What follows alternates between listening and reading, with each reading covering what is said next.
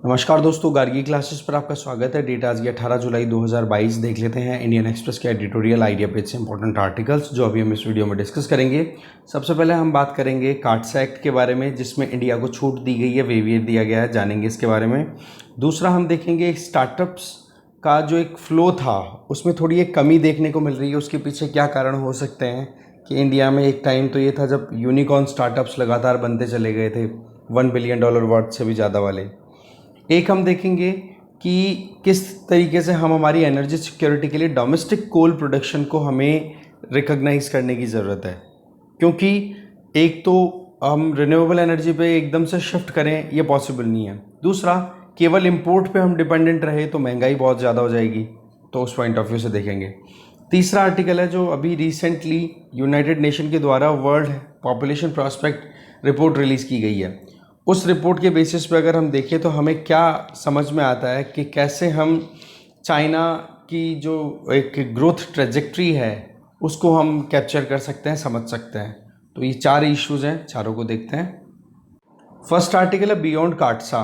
देखो, ये आर्टिकल में सीधा बताया गया है कि अभी यूनाइटेड स्टेट्स ऑफ अमेरिका की जो कांग्रेस है, वहाँ की पार्लियामेंट, उसका lower house, that means house of representative, वहाँ पर अच्छी खासी मेजॉरिटी के साथ में एक अमेंडमेंट बिल पारित हुआ, जिसमें ये था, वो इंडिया स्पेसिफिक था। सबसे बड़ी बात ये था कि इंडिया जो रशिया से वेपन इंपोर्ट करता है, ख़रीदारी करता है, तो उसको लेकर के इंडिया पे कोई सैंक्शंस नहीं लगाए जाएंगे। तो ये अपने आप में एक बहुत बड़ा एक पॉइंट निकल के आता है इंडिया यूएस रिलेशंस को लेकर के हम देखें, क्योंकि आज हमारा अगर ज़्यादातर देखें ना, तो जितना भी डिफेंस इंपोर्ट हम करते हैं, जो भी इक्विपमेंट, वेपन, तो उसमें सबसे ज़्यादा कंट्रीब्यूशन रशिया का होता है। बट यूएस ने जो अपनी तरफ से ये दिलदारी दिखाई है या खुददारी दिखाई है, ये मानो, वैसे तो इंडिया डेफिनेटली S-400 जो मिसाइल सिस्टम है वो परचेज करता, चाहे सैंक्शन लगाओ या मत लगाओ। बट यूएस की तरफ से जो मैसेज आया ना, वो कहीं ना कहीं एक ओपनिंग की बात कर रहा है। एडिटर ये बताना चाह रहे हैं कि अब आने वाले टाइम पर यूएस जो है वो इंडिया के साथ कोलैबोरेट करना चाहेगा इस तरीके के जो डिफेंस सिस्टम है उनको लेकर के। कारण कि अभी इंडिया डिपेंडेंट है, तो इंडिया की सेंसिटिविटीज़ को अगर यूएस समझता है तो इंडिया भी फिर ऑब्लाइज्ड हो जाता है कि हाँ जी, यूएस की सेंसिटिविटीज़ को इंडिया समझे। देखो, कार्ड्स एक्ट का फुल फॉर्म है countering America's adversary through sanctions act in 2017 में आता है। इस एक्ट में सीधा प्रोविज़न था कि अमेरिका के जो दुश्मन देश हैं, जिसमें यहाँ पर हम स्पेसिफिकली रशिया की बात कर रहे हैं, बाकी ईरान भी है, नॉर्थ कोरिया भी है, बोला इन कंट्री से जो भी कोई लेन देन करेगा, स्पेसिफिकली रशिया से कोई वेपन इंपोर्ट करेगा, तो उस पर यूएस जो है वो सैंक्शंस लगा देगा। इसका एक एग्जांपल है 2020 में, जब टर्की ने सेम S-400 सिस्टम रशिया से खरीदने की बात की, जो कि नेटो मेंबर भी है और यूएसए के साथ में पूरे कोल्ड वॉर era में साथ में था, उस पर भी यूएसए ने सैंक्शंस लगा दिए कि आप S-400 मिसाइल सिस्टम परचेज नहीं कर सकते रशिया से, अगर करोगे तो हम आपके ऊपर सैंक्शंस लगाएंगे। तो ये जो चीज़ थी, ये कहीं ना कहीं हम भी सोच रहे थे कि हमारे ऊपर भी इसी तरीके का सैंक्शन लगाया जाएगा, पर ना तो डोनाल्ड ट्रंप रिजीम ने, ना ही जो बाइडेन रिजीम ने अपनी तरफ से इस तरीके की कोई एक्सरसाइज की है जो कि इंडिया को नाराज करे। आज देखा जाए तो बायलैटरल सेगमेंट की बात करो, सिक्योरिटी कॉपरेशन की बात करो, बायलैटरल डिफेंस और सिक्योरिटी कॉपरेशन दोनों में, इंडो पैसिफिक रीजन में जो हम क्वाड की बात करते हैं, वहां पर ऑस्ट्रेलिया, जापान, यूएस और इंडिया चारों मिलकर के एंगेजमेंट शो कर रहे हैं। तो वहां पर सबसे बड़ी प्रॉब्लम चाइना है, ना कि रशिया, पहली चीज तो। दूसरा, इंडिया के लिए सबसे बड़ी सरदर्दी कहां पर आती है? हिमालयन रीजन में, और वहां पर एग्रेशन दिखाता है चाइना बैक टू बैक। तो उस केस में अगर हमारा कोई अलाई कंट्री है, वही हमारे ऊपर हमारे सिक्योरिटी को लेकर के सैंक्शंस लगाए, तो फिर बाद में वो कॉन्फिडेंस बिल्डिंग नहीं होगी ना। तो ऐसी परिस्थितियों में कार्ड्सा एक्ट में ये जो अमेंडमेंट है, ये कॉन्फिडेंस बिल्डिंग मेजर हम कंसिडर कर सकते हैं। देखो, कार्ड्सा एक्ट में वैसे तो प्रोविजन क्या किया हुआ है कि एग्जीक्यूटिव ऑर्डर के बेसिस पे भी सैंक्शंस को वेव दिया जा सकता है, वेवियर दिया जा सकता है। जैसे कि यूएस प्रेसिडेंट जो है वो अपनी खुद की कलम से कर देते, हाँ जी, साइन कर देते कि जी हाँ, इंडिया के ऊपर कोई सैंक्शंस नहीं लगाए जाएंगे। पर जिस तरीके से ये एक अमेंडमेंट वहां के लोअर हाउस में पास हुआ है, अब देखने वाली बात यह है कि सेनेट में जाएगा, अपर हाउस में, वहां पर भी एग्जैक्टली ऐसे ही पास हो जाता है ये बिल। इससे क्या क्लियर होती है कि अमेरिका में चाहे रिपब्लिक हो चाहे डेमोक्रेटिक हो, कोई से भी पॉलिटिकल पार्टी से एसोसिएटेड इंडिविजुअल्स हो, वो सपोर्ट देना चाहते हैं इंडिया को, क्योंकि इंडिया एक बहुत ही इंपॉर्टेंट कंट्रीब्यूटर बन चुका है वेस्टर्न कंट्रीज की अगर हम बात करें तो, ठीक है ना।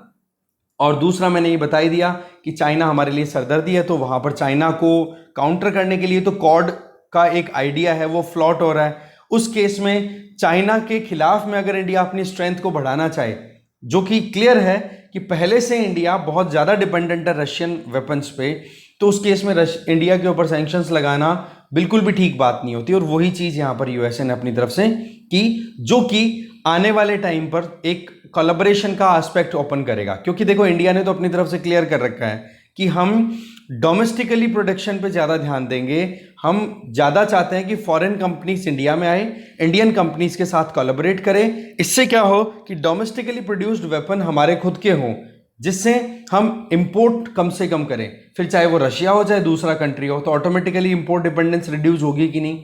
तो वो एक कोलैबोरेशन का एस्पेक्ट यहाँ पर क्लियर होता है।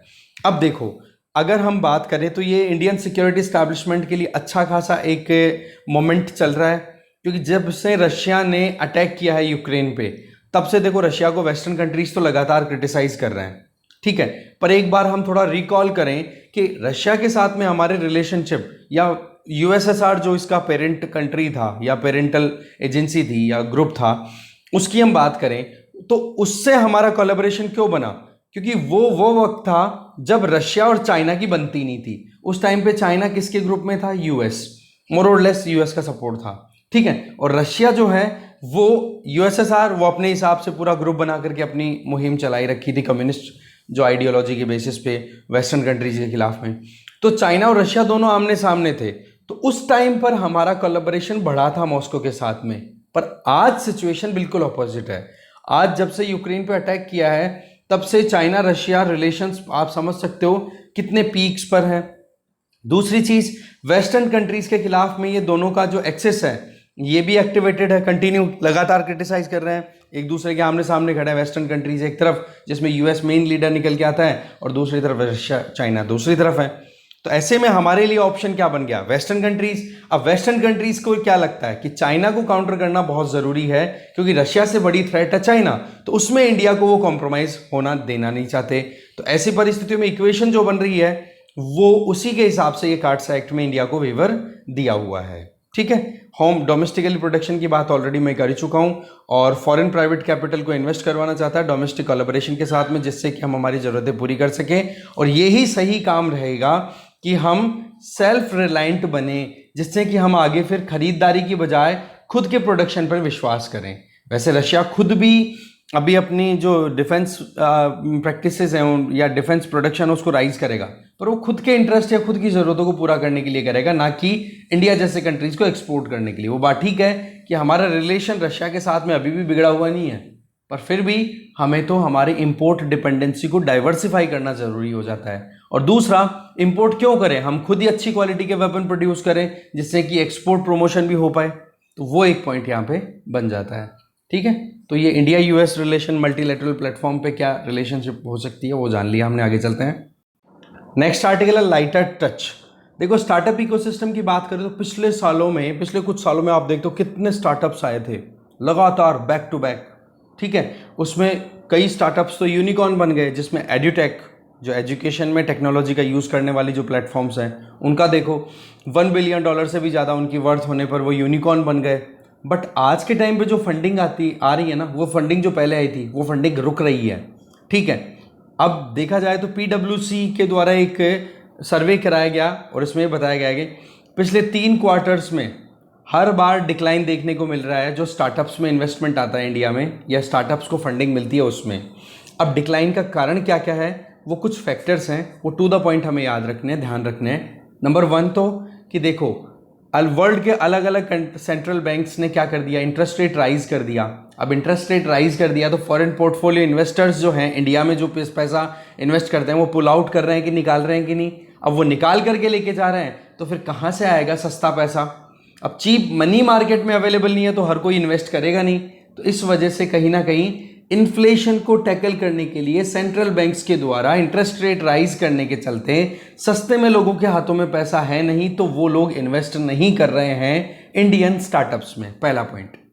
दूसरा, ग्लोबल स्लोडाउन आप देख सकते हो कि हर कहीं पे एक ये माहौल बना हुआ है कि रिसेशन में जा सकती है इकोनॉमीज, क्योंकि यूरोप तो रिसेशन में है, अमेरिका भी रिसेशन की तरफ है, क्योंकि इन्फ्लेशन 9.1% है। उसको टैकल करने के लिए जो मनी सर्कुलेशन है मार्केट में, उसको कंट्रोल करने के लिए federal reserve back to back वहां पर इंटरेस्ट रेट राइज कर रहा है, तो इसकी वजह से वहां पर भी इकोनॉमिक एक्टिविटीज रुकी है। और कल परसों एक न्यूज भी थी जिसमें चाइनीज इकोनॉमी श्रिंक कर गई है, लास्ट जो क्वार्टर गया उसमें 2.3% समथिंग कुछ। तो ऐसे में जो बड़ी कंपनी इकोनॉमी जी परफॉर्म अच्छा नहीं करेंगी तो फिर ग्लोबल मार्केट कैसे ग्रो करेगा। और इसके अलावा तीसरा कि इन्वेस्टर जो हैं वो सोच समझ करके ही इन्वेस्ट करते हैं, इन सारे एस्पेक्ट्स को देखकर ही इन्वेस्ट करते हैं। तो बोलो ग्लोबल सप्लाई चेन में इतनी प्रॉब्लम आ रही है, ग्लोबल एस्पेक्ट्स को अगर हम अंडरस्टैंड करें तो वहां पर स्टेबिलिटी दिखाई नहीं दे रही, तो लोग जल्दी से इन्वेस्ट करना नहीं समझते।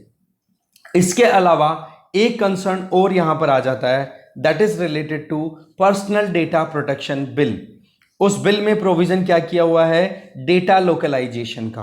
तो डेटा लोकलाइजेशन को लेकर के भी कहीं पर एक ये कंसर्न इंडियन स्टार्टअप्स के मन में चल रहा है, क्योंकि इंडियन स्टार्टअप्स को फंडिंग चाहिए होगी, तो फंडिंग तो आउट ऑफ इंडिया से आएगी। अब वो आउट ऑफ इंडिया से आने वाले फंडर्स, जो फंड गिवर्स हैं, वो क्या सोचेंगे, उनका सोचना ये रहता है कि इंडिया में हम कन्फाइंड ना रहें, हम हमारा जो भी इंडियंस का डेटा है वो बाहर ले जाएं, या कुछ भी उनको फ्रीडम की रिक्वायरमेंट है, तो फ्रीडम यहाँ कहीं ना कहीं कॉम्प्रोमाइज होती हुई दिखाई दे रही है उनके हिसाब से अगर हम देखें तो। अब देखो इंडिया में तो सीधी सी बात है, ये जो पर्सनल डेटा प्रोटेक्शन बिल इसमें सीधा कह दिया कि जो भी इंडियंस का पर्सनल डेटा है वो इंडिया में ही रहेगा, क्योंकि राइट टू प्राइवेसी को हम कॉम्प्रोमाइज नहीं होने देंगे। साथ में डेटा लोकलाइजेशन के लिए जो गाइडलाइन अभी तक जितनी आई है, न्यूज़पेपर्स में हम देखते हैं ड्राफ्ट्स रिलीज हुए हैं, अभी फाइनलाइज नहीं हुआ है, हम बार बार देखते हैं कि पार्लियामेंट्री कमेटी ने क्या रिकमेंडेशन दिया है, गवर्नमेंट की क्या टेंडेंसी है, क्या अलग अलग अमेंडमेंट लाए जा रहे हैं इंफॉर्मेशन टेक्नोलॉजी एक्ट में, इन सब में, ठीक है, या फिर उनके लिए जो रूल रेगुलेशन रिलीज किए जाते हैं आईटी रूल्स, तो बोलो वो बहुत ही कॉम्प्लिकेटेड नहीं है, आसानी से समझने वाली चीज़ है। उसमें डेटा प्रिवेसी और सिक्योरिटी को एड्रेस करते हुए गवर्नमेंट ने अपनी तरफ से ये रिलीज किया है, क्योंकि कोई भी इंडिविजुअल या गवर्नमेंट से रिलेटेड या कोई भी एजेंसी जो इंडिया में ऑपरेट कर रही है, उसकी क्रिटिकल इंफॉर्मेशन अगर आउट ऑफ इंडिया जाएगी तो वो कहीं ना कहीं हमारे लिए घातक साबित हो सकती है। सो ऐसे में हमने लोकलाइजेशन रूल्स हैं वो इसीलिए फॉर्मुलेट किए हुए हैं। साथ में जरूरत किस चीज़ की है, हमें जरूरत इस चीज़ की है कि जो नए रूल्स हम फॉर्मुलेट करें उसमें एक तो प्रिवेसी और एक इनोवेशन, इन दोनों के बीच में एक बैलेंस बनना चाहिए। भाई सीधी सी बात है, डेटा की एक्सेसिबिलिटी अगर प्रॉपर नहीं होगी तो नया काम करना थोड़ा सा मुश्किल रहता है। जैसे हम बार बार करते हैं ना कि स्टार्ट्स का होना बहुत ज़रूरी है, जिससे कि नई कोई पॉलिसी फॉर्मुलेट करना हो तो जोड़ नहीं आए, तो उस केस में प्रिवेसी और इनोवेशन के बीच में एक बैलेंस बनाने की ज़रूरत है। इसके अलावा ministry of electronics and information technology ने भी अपनी तरफ से एक रिलैक्सेशन वाला स्टेटमेंट दिया था कि हम जरूरत पड़ी तो इंडियन स्टार्टअप्स के हिसाब से थोड़ा सोच समझ करके और फिर डेटा लोकलाइजेशन की जो रिक्वायरमेंट है उसको रिलैक्स कर देंगे। इससे क्या होगा कि स्टार्टअप्स को प्रॉब्लम नहीं आएगी, और जो डेटा प्रोटेक्शन बिल है उसमें हम स्टार्टअप्स को थोड़ा सा छूट दे देंगे। बट यहाँ पर पॉइंट एक आ जाता है कि ये जो कंसर्न जो इंडियन स्टार्टअप्स दे रहे हैं कि भाई डेटा लोकलाइजेशन की वजह से हमें प्रॉब्लम आ रही है, ये कंसर्न्स तो ग्लोबल टेक्निकल जाइंट कंपनीज ने भी राइज किया था, जैसे गूगल, फेसबुक, ट्विटर, इन्होंने भी। तो यहां पर एक तो ये डाउट आता है कि एक्चुअल में स्टार्टअप हैं कौन से, ये स्टार्टअप हैं कौन से, ये एक प्रॉपर डेफिनेशन क्लियर नहीं हो पा रही है, जो कि फिर बाद में मुश्किलें पैदा कर देता है गवर्नमेंट के लिए भी कि वाकई में हमें क्या पॉलिसी फॉर्मुलेट करना चाहिए। भाई सीधी सी बात है कि ये बड़ी कंपनियों की जो आवाज़ें हैं उनको अगर ये छोटे स्टार्टअप्स के थ्रू अगर राइज करेंगे तो ये बड़ी कंपनियां उसका ज़्यादा मुनाफा उठा ले जाएगी, तो वो भी तो कहीं हमें सोचने की ज़रूरत है कि नहीं। तो ये पॉइंट ये कहीं ना कहीं पेचीदगियाँ ला देता है। फिर आगे देखो बात ये आ जाती है कि डेटा प्रोटेक्शन जो है इसको केवल हम मतलब ट्वीक का मतलब चेंज करें, किसके लिए, कि जिससे कि कुछ स्टार्टअप्स फ्लोरिश हो सके। तो एडिटर सीधा इस बात को डिस्कार्ड कर रहे हैं कि हमें हमारी पॉलिसी सीधी बना के रखनी चाहिए, राइट, और उस पॉलिसी के हिसाब से स्टार्टअप्स को काम करना है या नहीं करना वो खुद डिसाइड करे, ठीक है। इसका मतलब ये नहीं कि गवर्नमेंट का इंटरवेंशन क्या है उसका इतना असर नहीं होना चाहिए। क्यों? क्योंकि एक स्टार्टअप के लिए तो होगा नहीं है गवर्नमेंट का रेगुलेशन, पूरे स्टार्टअप इकोसिस्टम को इन्फ्लुएंस करेगा कि नहीं? तो कुछ स्टार्टअप्स को ही क्यों प्रॉब्लम हो रही है, वो सबको होनी चाहिए फिर। और अगर सबको हो तो गवर्नमेंट उसको सोच समझ करके पॉलिसी फॉर्मुलेट कर ले। कुल मिला के बात ये आ गई कि कुछ स्टार्टअप्स के चक्कर में पॉलिसी चेंज करने की जरूरत है नहीं, और गवर्नमेंट जो कुछ भी कर रही है उन चीजों को फॉलो करते हुए स्टार्टअप्स को अपना काम करने की जरूरत है। और जो भी फेयर मैनर में इन स्टार्टअप्स में फंडिंग अपनी इन्वेस्ट करना चाहें तो वो आसानी से कर पाएंगे, उसमें कोई चाहती नहीं। और गवर्नमेंट भी यहाँ पर एकदम क्लियर है कि कहीं पर भी गवर्नमेंट कंजर्वेटिव अप्रोच पे नहीं चल रही है। ठीक है, हमारे यहाँ पे मार्केट बिल्कुल ओपन है, इन्वेस्टमेंट को हम अट्रैक्ट कर रहे हैं। इंफॉर्मेशन टेक्नोलॉजी वैसे ही इंडिया बहुत आगे है और आगे बढ़ना चाहता है, कंपीट करना चाहता है इंटरनेशनल सुपर पावर्स के साथ में। तो उस केस में हम बिल्कुल भी डोर क्लोज करके नहीं बैठे हैं। पर वही चीज़ है कि कुछ स्टार्टअप्स के चक्कर में हमें कहीं ना कहीं सवाल उठते रहते हैं, तो उन सवालों को थोड़ा वेटेज तो मिले, हाँ कि चलो ठीक है कि देखा जाए कि वाकई में क्या इनकी कंसर्न्स है। पर उन कंसर्न्स का मतलब ये नहीं है कि हम हमारी safety, security, privacy, data protection in सबको हम कॉम्प्रोमाइज कर दें, ये भी नहीं हो सकता। राइट, तो एक बैलेंस की जरूरत है किसके बीच में? प्रिवेसी और इनोवेशन के बीच में। राइट, आगे चलते हैं। नेक्स्ट आर्टिकल है एन ऑर्डरली ट्रांजिशन। आर्टिकल को लिखा है यहाँ पर राकेश कक्कड़ और निधि श्रीवास्तव जी ने। इनका यह कहना है जब से यूक्रेन रशिया वॉर हुआ है, आप देखो महंगाई स्काई रॉकेटिंग हो रही है, और उसमें सबसे ज़्यादा महंगाई का सामना कर रहा है कौन? Energy segment. तो रिसेंटली एक बड़ा इंपॉर्टेंट आउटकम है जिसके ऊपर इतना ध्यान नहीं दिया गया, वो है NCI, नेशनल कोल इंडेक्स।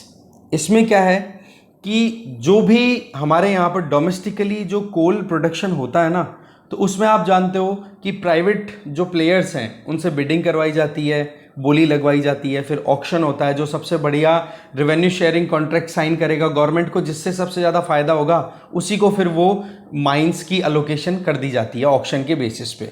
इससे क्या होगा? फिर कॉमर्शियल माइनिंग होती है कोयले की, कोयला निकलता है, फिर हमारे बिजली की सप्लाई है वो इंश्योर हो पाती है। तो इन चीज़ों को टैकल करने के लिए या ऑब्जर्व करने के लिए हमने NCI लॉन्च किया। इसके बारे में ज़्यादा किसी ने बोला बातचीत की नहीं। अब राइटर बोल रहे हैं कि NCI की ज़रूरत क्यों पड़ी। देखो, पहले हमारे पास में ऑलरेडी जो होलसेल प्राइस इंडेक्स है ना, उसमें कोल के लिए कंपोनेंट डाला हुआ है, पर उसमें इंपोर्टेड कोल के बारे में कोई प्रोविज़न नहीं है कि हम बाहर से कितना कोयला मंगाते हैं। अब आप देखो कि जब हम बाहर से कितना कोयला मंगाते हैं उस चीज़ के बारे में कुछ मेंशन ही नहीं है, तो फिर यूक्रेन रशिया वॉर के बाद में कोल की सप्लाई में कितना डिसरप्शन आया, कितनी महंगाई बढ़ी, वो चीज़ भी फिर तो होलसेल प्राइस इंडेक्स नहीं बता पाएगा। और इसी का नतीजा ये रहा कि पिछले 6 महीनों में होलसेल प्राइस इंडेक्स में कोल का जो कंपोनेंट है वो 131 की रैंक पे ही कंटिन्यू स्कोर करता चला जा रहा है, कोई चेंजेस नहीं आ रहे हैं। जबकि NCI जब से लॉन्च हुआ है तब से उसमें डोमेस्टिकली प्रोडक्शन और इंपोर्टेड कोल, इन सबको जब कैटेगराइज करके देखा गया तो इसकी वैल्यू 165 से बढ़कर के 238 हो गई। कुल मिला के बात क्या हो गई कि डोमेस्टिकली प्रोड्यूस्ड कोयला है वो तो देखो अपने बेसिस पे चल रहा है जो चल रहा है, बट इंटरनेशनल कोल की प्राइस महंगी हो गई, बहुत ज़्यादा बढ़ चुकी है। ये चीज़ क्लियर हो गई। तो ऐसे में पॉलिसी मेकर्स को क्या चाहिए? ट्रांसपेरेंसी तो चाहिए ना, कि एक्चुअल में जो ग्लोबल सप्लाई चेन में हो रहा है उसका इंपैक्ट हम हमारे यहाँ पर अंडरस्टैंड कर सकें और उसके हिसाब से पॉलिसी फॉर्मुलेट करें। तो इसके लिए जब हमें पता पड़ रहा है कि इंटरनेशनल मार्केट में कोयले की प्राइसेस बढ़ रही हैं, तो हम इंपोर्ट क्यों करेंगे? तरीका निकालेंगे ना कि डोमेस्टिकली कोल, जो डोमेस्टिक कोल इंडस्ट्री है उसको ज़्यादा से ज़्यादा हम प्रोमोट करें। इसी के बेसिस पे आप देखो कि 30% कोयला एडिशनल प्रोडक्शन में आ गया है, अगर हम डोमेस्टिकली देखें अप्रैल से जून के बीच की बात की जा रही है। ओवरऑल अगर देखें तो महंगाई का जो असर हो सकता था उससे हम बच पाए। क्यों? क्योंकि हमने जो NCI है, ठीक है, नेशनल कोल इंडेक्स, इसका यूज किया। तो ऐसे में NDCs क्या करते हैं? हेल्प कर देते हैं गवर्नमेंट को पॉलिसी बनाने में। इसके अलावा डोमेस्टिक कोल प्रोडक्शन को हमें थोड़ा और समझना होगा और एक्सपेंड करने की जरूरत है, क्योंकि इंटरनेशनल मार्केट बहुत ज़्यादा वोलेटाइल है। कहीं पर भी हमें पता नहीं है कि कहाँ पर कौन सा मिनरल, क्या एनर्जी सिक्योरिटी हमारी कॉम्प्रोमाइज हो जाएगी। तो ऐसे में गवर्नमेंट ने भी अपनी तरफ से पिछले, आप देख लो यहाँ पर पिछले 2 सालों में लगभग 50 कॉन्ट्रैक्ट्स है ना, वो फाइनलाइज किए हैं डोमेस्टिक कोल प्रोडक्शन के लिए। अब राइटर जो है वो बता रहे हैं कि गवर्नमेंट ने जो किया वो तो अच्छा था ही, अब और क्या करने की जरूरत है वो समझते हैं। पहला सजेशन कि भाई जो फाइनेंशियल कम्युनिटी है उनको समझना होगा कि कैसे हम हमारे यहाँ पर डोमेस्टिक कोल प्रोडक्शन को, ठीक है, तो डोमेस्टिक कोल प्रोडक्शन की जो हमारी रिक्वायरमेंट, क्योंकि देखो एनर्जी डिमांड तो धीरे धीरे बढ़ रही है, ओके, चाहे फिर वो ग्लोबल वार्मिंग हो रही है ना, वो भी अपने आप में मुश्किलें पैदा कर रही है। गर्मियों में एसी चलाने के लिए ज़्यादा डिमांड होती है, और पीक जो एनर्जी डिमांड होती है इंडिया में वो होती भी गर्मियों में ही है ना। तो एनर्जी डिमांड राइज हो रही है, तो हमें कोल प्रोडक्शन की रिक्वायरमेंट ज़्यादा है, तो हमें डोमेस्टिक कोल प्रोडक्शन को थोड़ा सा समझने की ज़रूरत है। इसके लिए देखो गवर्नमेंट की तरफ से तो मिनिस्ट्री ऑफ पावर ने सीधा सा अपनी तरफ से नेशनल इलेक्ट्रिसिटी पॉलिसी मई 2021 में रिलीज़ कर दी, उसका ड्राफ्ट रिलीज़ किया हुआ है, और उसमें इस कंसर्न को एड्रेस भी किया गया है कि वाकई में हमें कहीं ना कहीं डोमेस्टिक कोल प्रोडक्शन पे ध्यान देने की ज़रूरत है। पर वही बात, अभी पॉलिसी फाइनलाइज नहीं हुई है, पर फिर भी कम से कम एक एस्पेक्ट तो क्लियर हुआ ना कि गवर्नमेंट तो इस चीज़ को लेकर के तैयार है कि हमें हमारी एनर्जी डिमांड्स को ध्यान में रखते हुए डोमेस्टिक कोल प्रोडक्शन को इंश्योर करने की ज़रूरत है।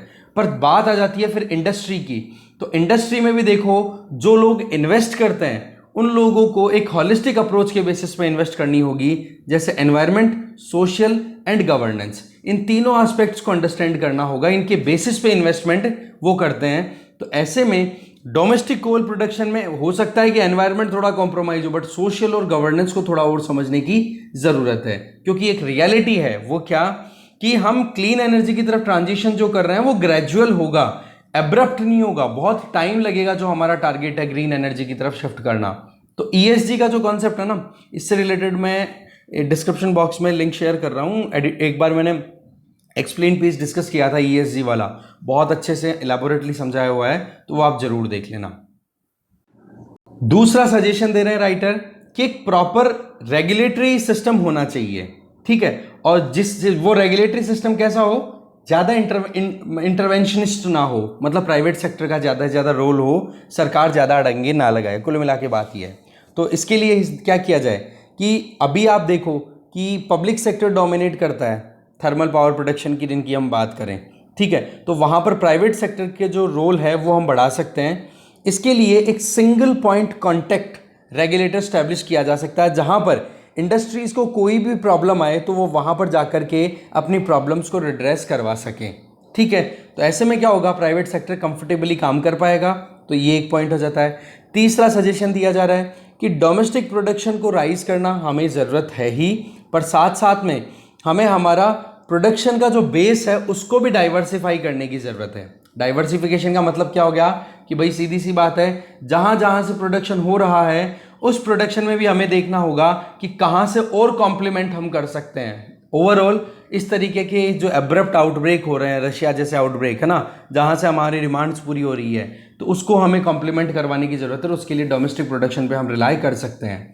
चौथा सजेशन कि कोल सेक्टर पे फाइनेंशियल बर्डन बहुत ज़्यादा है। इसके पीछे कारण क्या है, थर्मल पावर प्रोड्यूस होती है, बिजली बनी, बिजली राज्य सरकारें फिर बाद में सब्सिडाइज रेट पे बेचती है, या फिर 300 यूनिट पर मंथ बिजली फ्री की दे देंगी, तो फिर बाद में राज्य सरकारें, भाई राज्य सरकारें अगर सब्सिडी दे रही हैं इलेक्ट्रिसिटी पे, तो वो सब्सिडी कोई ये जो थर्मल पावर प्रोड्यूसर्स हैं वो थोड़े ना झेलेंगे अपने पॉकेट से। तो ऐसे में राज्य सरकारों को अपना टाइम पे पेमेंट करना चाहिए, बट वो पेमेंट टाइम पे कर नहीं रही है, ड्यू चल रहा है 1-1 साल का। कई राज्य सरकारों का तो ये हाल है कि 1-1 साल से पैसा तक अभी तक ड्यू चल रहा है। अब वो थर्मल पावर प्लांट वाली कंपनी, पावर जनरेशन कंपनीज को रिटर्न नहीं करेंगे, तो फिर वो कहाँ से कोल प्रोड्यूसर को जो है वो पेमेंट कर पाएंगे टाइम पे। तो इसको भी थोड़ा अटेंशन देने की ज़रूरत है।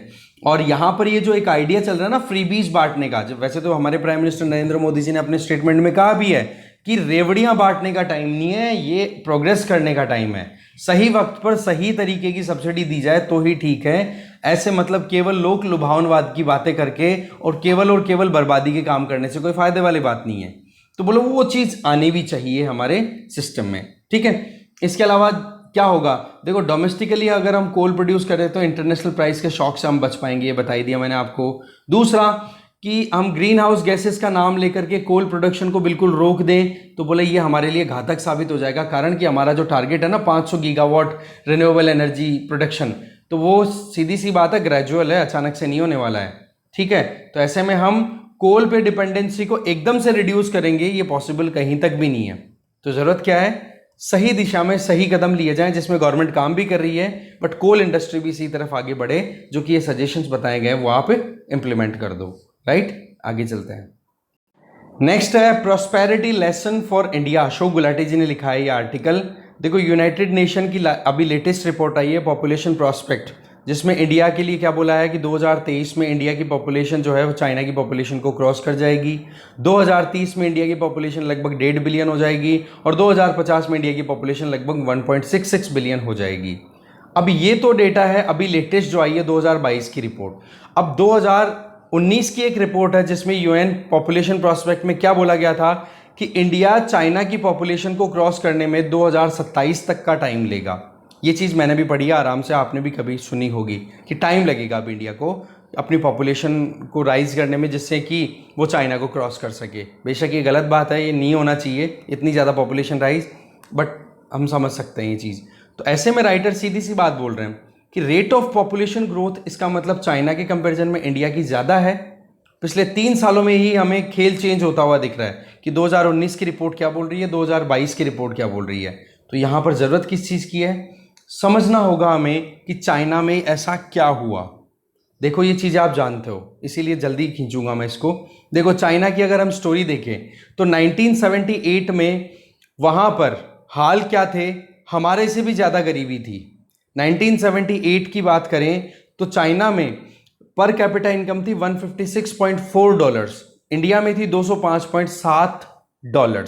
अब आप देख लो कि कितना ज़्यादा हमारे यहाँ $50 के लगभग ज़्यादा कमाई थी पर कैपिटा इनकम की अगर हम बात करें, जो कि आज के टाइम पे क्या हो चुकी है। 2021 में चाइना में पर कैपिटा इनकम है $12,556 और हम रह गए $1,933। इसका मतलब हमारे यहाँ की पर कैपिटा से जस्ट 6 टाइम्स ज़्यादा है वहाँ पर, ठीक है, 6 गुना ज़्यादा वहाँ पर प्रोग्रेस। और आज चाइना यूएस जैसे कंट्रीज को सीधे आंखों से आंखें डाल करके बोलते हैं कि भाई सुपर पावर आप अकेले नहीं रह गए हो।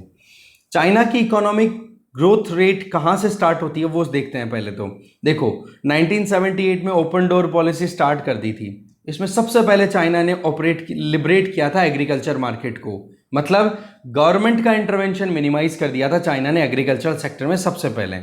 इससे रिजल्ट क्या हुआ, एग्रीकल्चर टू जीडीपी रेशियो, मतलब चाइना की जीडीपी में एग्रीकल्चर का जो कंट्रीब्यूशन था वो बहुत बढ़ा और वहां की फार्मर्स की इनकम पर एनम के हिसाब से लगभग 7% से ग्रो होने लग गई।